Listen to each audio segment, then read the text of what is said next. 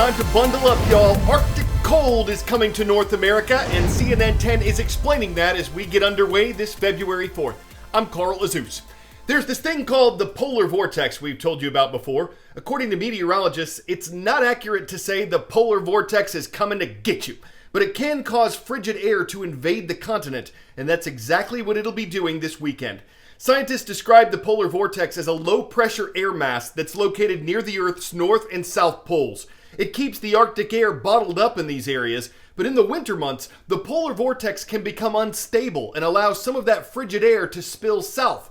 And a single blast of this Arctic air is the main reason why every state in America, all 50, including Hawaii, will see below freezing temperatures on Monday morning.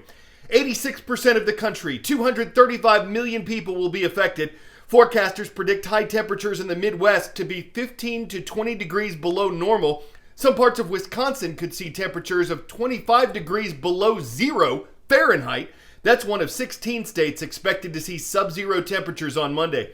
Meteorologists don't know how far south the cold air will reach, but some forecasts show cities like Atlanta, Georgia seeing their lowest temperatures in years. The dangers of all of this, especially up north. Frostbite within 30 minutes if people are outside and not wearing the right kind of clothing. Freezes and ice jams on rivers are possible. Snow that comes before the cold could ice up on roads, causing traffic problems. Forecasters say unusually cold conditions are expected to remain in place for the next 10 days. 10-second trivia. Which of these U.S. school districts has the largest student enrollment? Miami-Dade County, Florida, Clark County, Nevada, Broward County, Florida, or Houston, Texas? According to the U.S. Census Bureau, Miami-Dade County has the largest student enrollment on this list. At some point last year, schools in all 50 states were closed to in-person learning because of concerns about the coronavirus pandemic. Now, according to edweek.org, partial closures have been ordered in 5 states, in-person learning has been required in 4 states, and the 41 other states allow in-person learning, though many governments have districts decide whether they'll be open and what their restrictions are.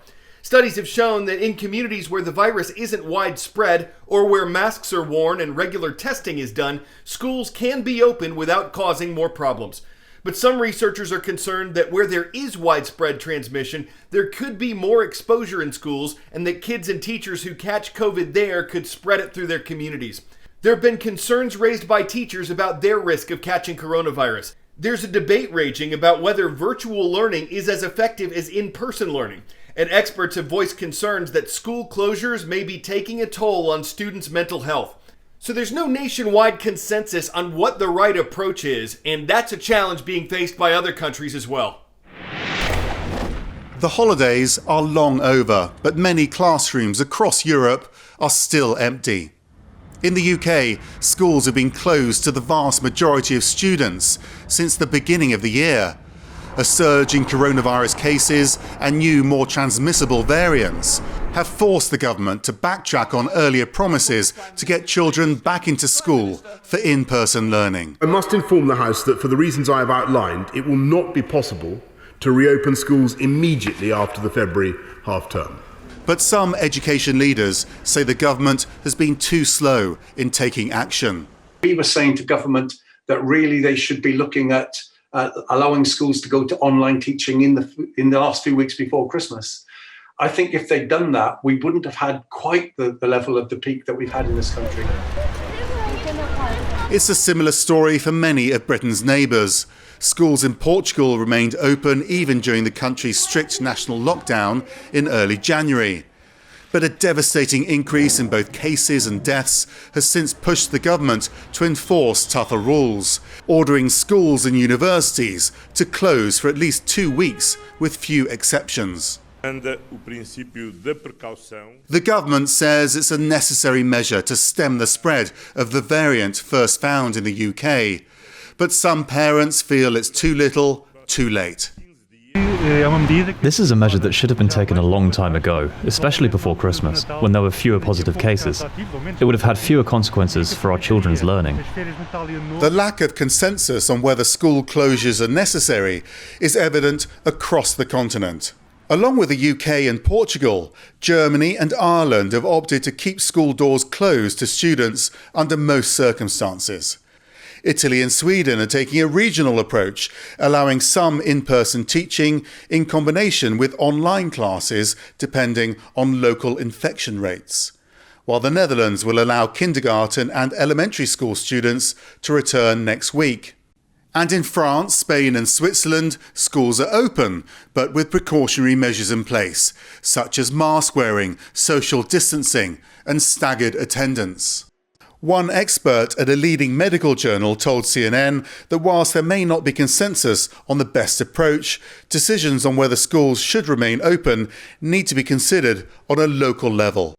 Different countries have to make decisions based on their situation. Not all countries have the same level of infection. And I think school closures should be considered within the local prevalence. And while some evidence suggests that schools may not be drivers of transmission, scientists in the UK say that remote learning can help restrict the spread of the virus.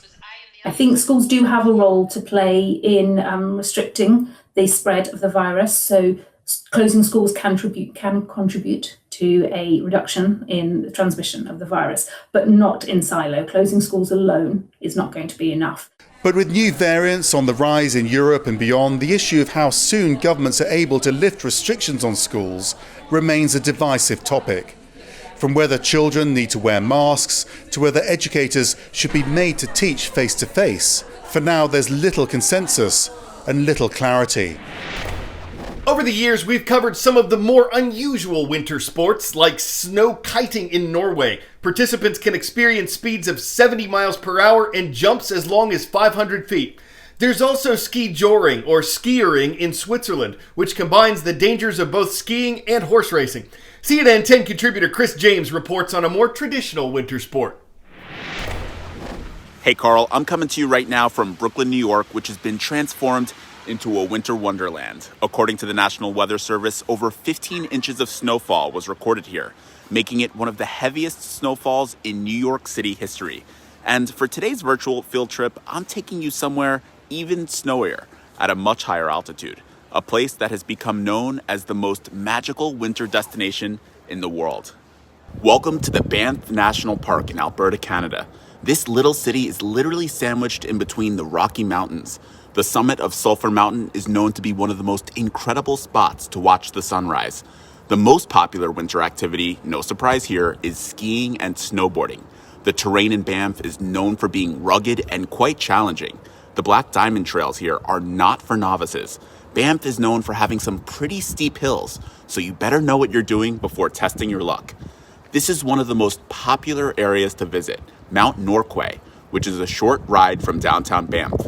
This ski resort dates back to 1926. It's loved by locals and families alike due to the powdery snow and these breathtaking views. This is the Lake Louise Ski Resort, which is also located in Banff National Park. It boasts over 4,200 acres, and according to its owners, not much has changed here at this cozy lodge since the 1970s. This is where people can relax with a bite to eat and a warm drink after skiing down those ice-cold slopes. Yeah, and speaking of cold, right now it's 30 degrees outside. And although Brooklyn is by no means Banff, I have to say there is something about snow that instantly makes me happy, no matter where in the world I am. Back to you, Carl.